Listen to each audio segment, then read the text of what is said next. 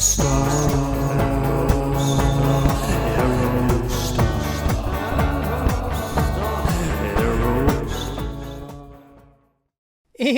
welcome back to Janky AF and Year of the Aerostar, episode number 82. Well, if you saw the last episode of Year of the Aerostar, you saw a fantastic, beautiful 1997 white over gold Aerostar with green pinstriping at Grizzly Garage at a dealership. And this really threw me for a loop, but, we eventually figured it out. So, without further ado, here we have a 1997 Ford Aerostar XLT all-wheel drive, listed in Cream Ridge, New Jersey, for $6,300. Well, I'll be dipped. Look at that. We have, I saw Grizzly Garage's Instagram page, and I saw, as I do on Marketplace, perusing the Aerostars, and I saw this, and I've actually seen Rover Classics.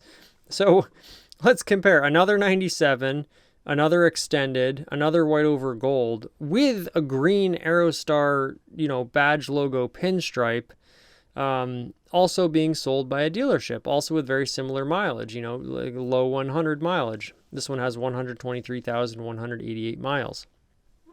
And I had to do a double take. I said, what's going on here? This is crazy. Like, did one dealership buy it from another? Now they're reselling it. But that certainly would not be profitable for a Grizzly Garage, because this one's being sold for $1,300 more. And then, I looked around a little bit, and I did the, those memes of, can you spot the 5 differences? It's always like, only people with a IQ of 864 can spot the 5 differences on this lady sitting on a toilet or whatever. I don't know what that's about. But anyways, I spotted the differences.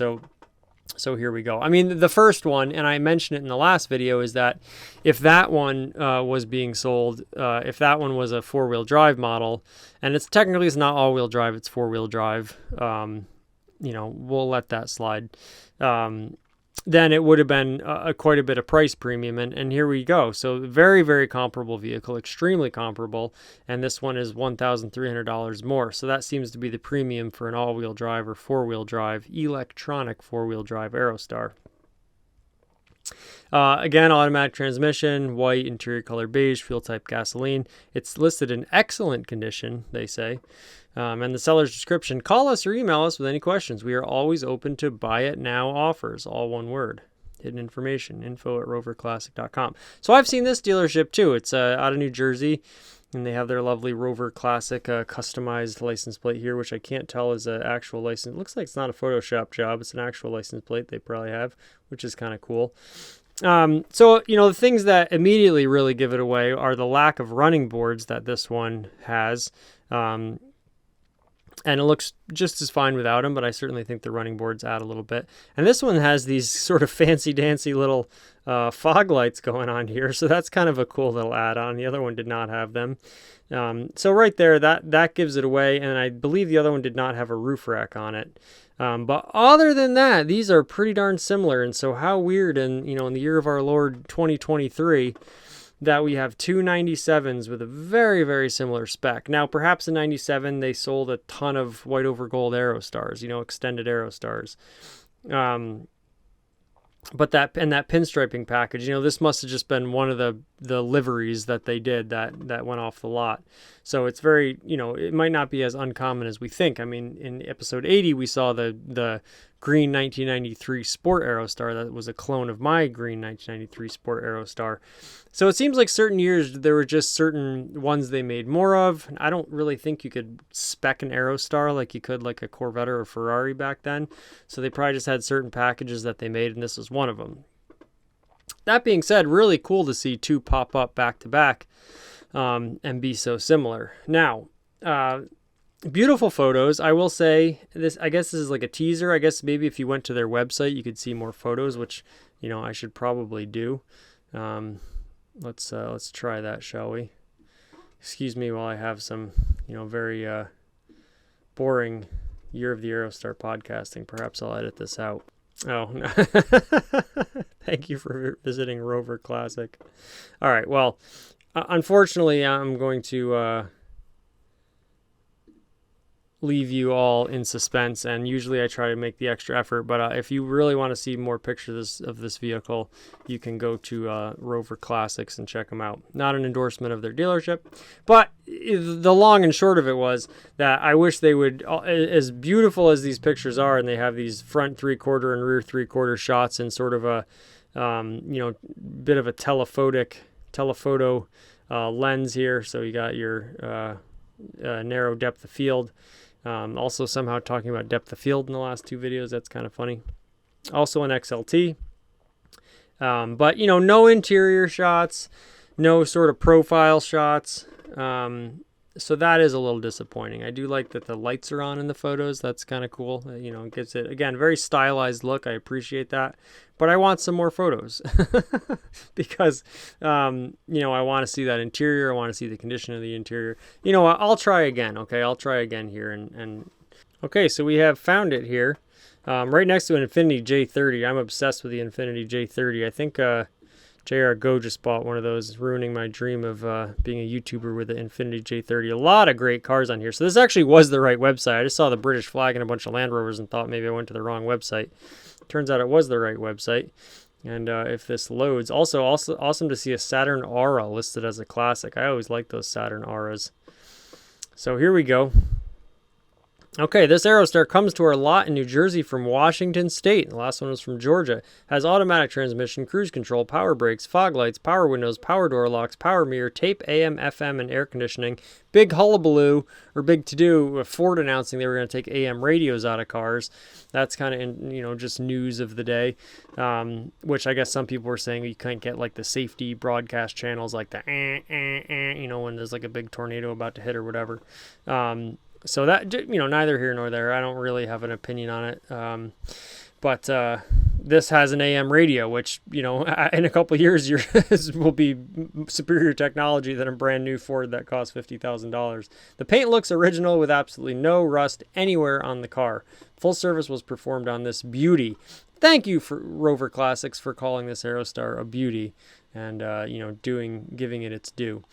Fluids along with filters have been changed. New brakes and rotors have been installed. We offer our customers low-cost delivery.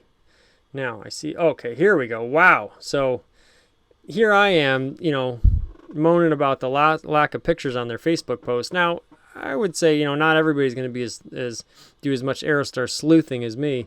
It would be nice to see, whoever's making those Facebook posts, just throw a couple more photos in there.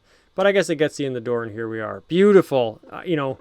Nothing like a head-on shot of the Aerostar. And what's interesting is that when you see it, it's not like a Cybertruck. Now, I have a sort of running bit about how I think the Cybertruck stole a lot of its styling from the Aerostar. But it's funny because when you see the Aerostar in this head-on shot, you realize that it actually has a lot of roundness to it. Like this your hood here, if you look at it, everything has like a slight little bend to it, much like the surface of a road, and on the bottom, your like sort of diffuser here has also sort of a bend to it.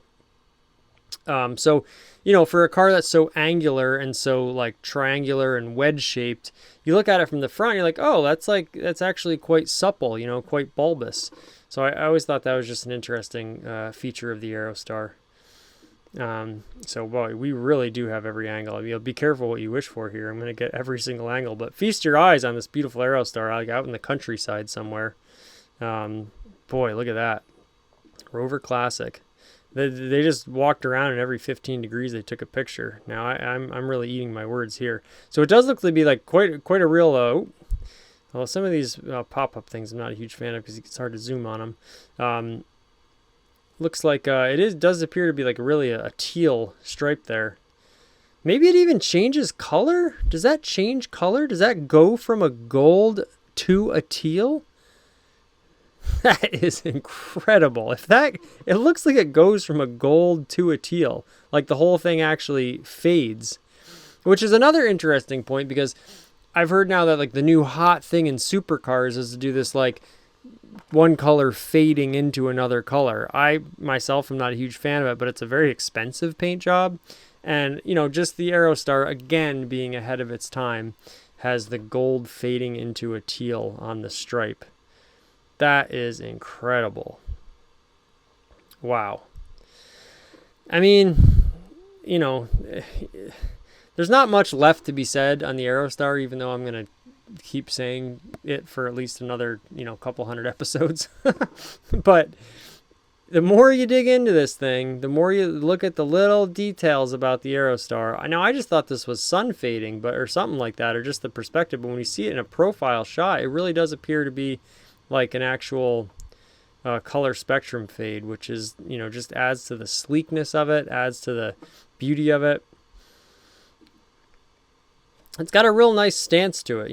It sits very, very taut and very proud. It looks like it's,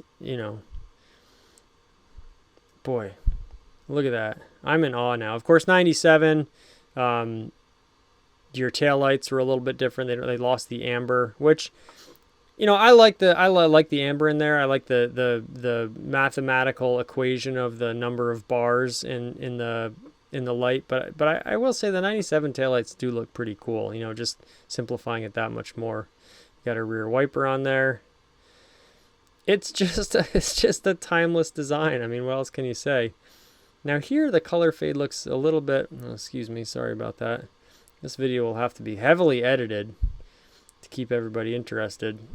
But boy, again and again and again. Now let's get to some of these interior shots. Here we go. Okay, so just like the last one, we have this sort of, tan interior. But this one, boy, again, my eyes are playing tricks on me. Look at how clean that is.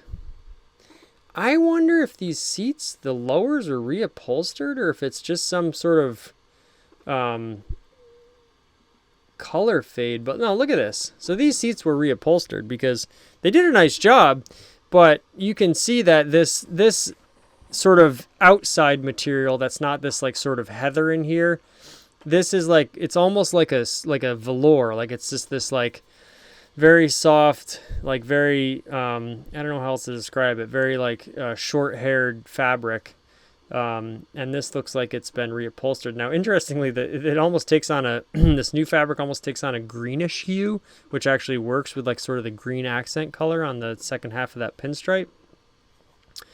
But, and again, credit to whoever reupholstered these. They look beautiful, but there's no way that's unless Ford was doing something and getting freaky in 1997 when it was the final model year and they were like running out of fabric or something. But that definitely looks to be reupholstered. Now let's see what the back looks like. Also captain's chairs. Now you can clearly see that these are, that's how the seat looked from the factory with just this, very, there's just something, it's like kind of a flat paint on the wall. The light hits it just really delicately and softly. And the way the light hits this material, it just looks like space age. It almost looks futuristic and like minimalistic. Like Honda, excuse me, made some seats like this in like maybe the Prelude. And it's, a lot of car seats nowadays they just look cheap. The patterns on them look cheap. They're like this like weird microfiber stuff, which I guess maybe does better against like spills and stains.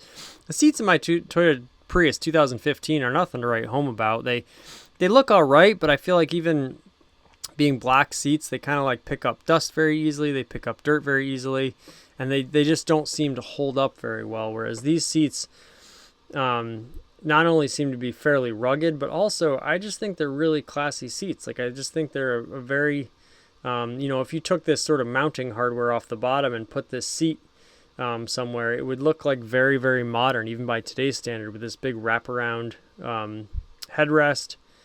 I really think, I talk about it a lot, but I love the seats in the Aerostar. And it's cool because you would think in a minivan that they would just be like sort of humdrum, but nothing about the Aerostar is unremarkable. It's amazing how every single little detail about these vans, there's something to talk about. But that is funny how those front seats are reupholstered. Obviously, you have your audio controls here, and of course your sliding window. Just another amazing feature of the window, the sliding window. So before windows roll down in minivans, like I think most do today, you would have like our Chevy Venture just have this little like pop out, and the plastic was like really hard and not well finished, so you'd like, jam your fingers on it trying to pop it out and then getting it to stay out, and it didn't, really slide really or pop out really well, like the plastic was just cheap and ill-fitting. And you could it was kind of a pain in the neck to try to open that thing and get it to pop out so you could shove it out. These is just a nice slider, which has the advantage of, you just get more air in there, but it doesn't open all the way, so it's still a little bit safer than rolling a window all the way down. But I don't know why more minivans didn't do that, cars in general. Again, look at how many climate control vents there are in this vehicle. Your passengers were well taken care of as well as the drivers. Everyone was happy listening to their headphones on their little headset port there. And, boy, 1997. Great year for the Aerostar, the final year. Captain's chairs, as we mentioned, and we have some shot of the audio. I love how this is a great sign of the times. You have your audio ports here, so the kids can listen to their headphones independently, which is how they always marketed it. It was always the kids in the back listening to their headphones with a little fader. Right next to where the kids are sitting is an ashtray, so your teenage children can smoke cigarettes and listen to punk rock. And they even have a sliding window to slide out to blow their smoke out of, while you, the parent, drive them to soccer practice in your Aerostar. Just love it.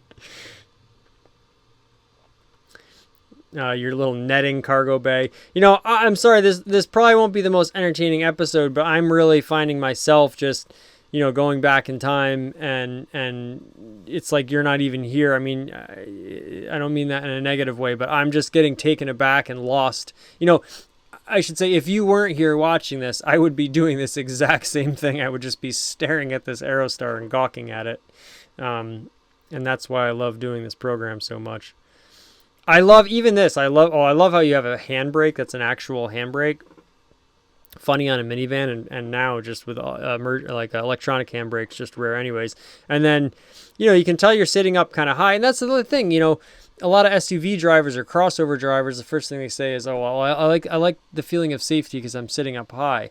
Well, in an Aerostar, you are sitting up pretty high, higher than a car. So again, if you're looking for a used vehicle, just to get around town vehicle, or you need a vehicle that's not that expensive, Aerostars are so cheap compared to other cars. And if you find one that's really nice like this, you can get into an Aerostar much cheaper than a lot of other cars.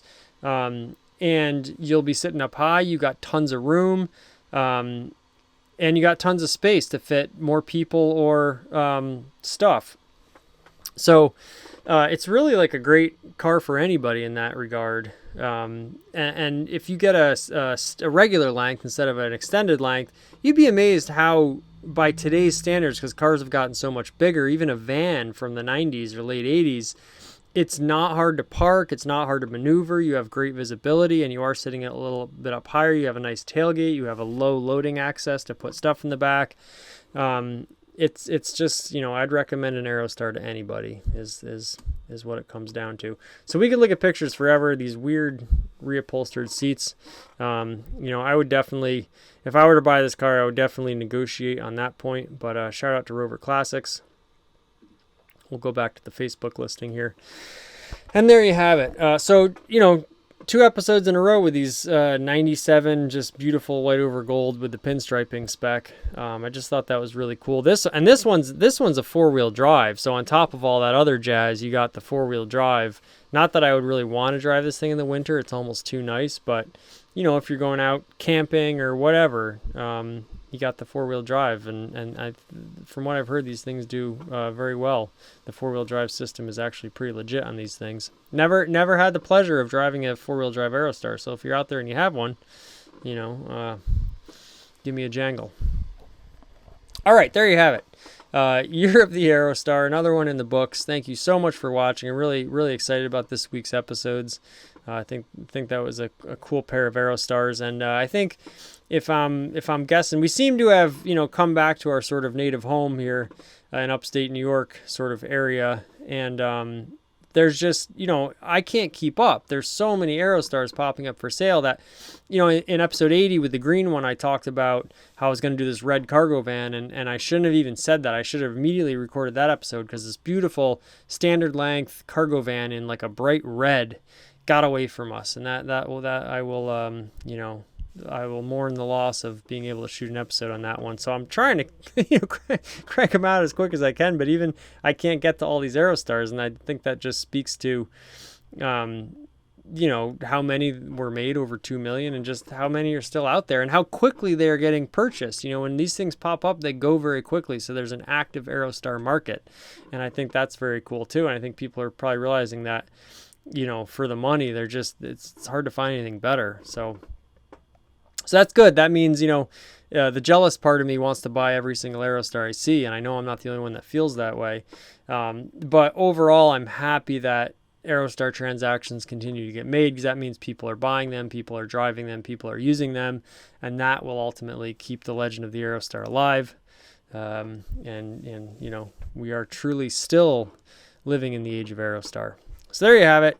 Janky do thanky. We'll have another one for you very soon. And until then, again, we say Janky do thanky.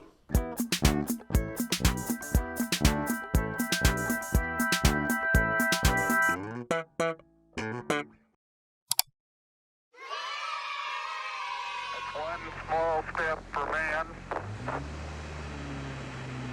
one giant leap for mankind.